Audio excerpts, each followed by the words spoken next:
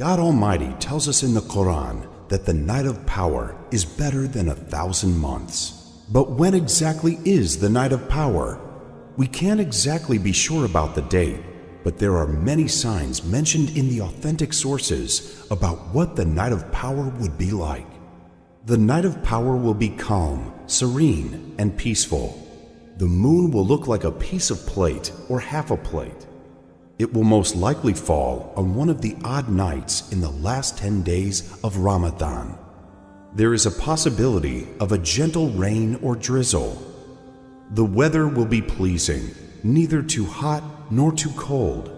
Sunrise the next morning will be rayless, weak, and reddish in color.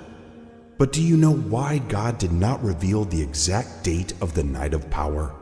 It is because He wants you to worship Him throughout the last 10 days as if it was the night of power.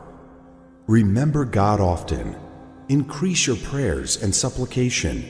Recite the Quran and seek forgiveness on this special night, and you will be rewarded as if you did so for 1,000 months.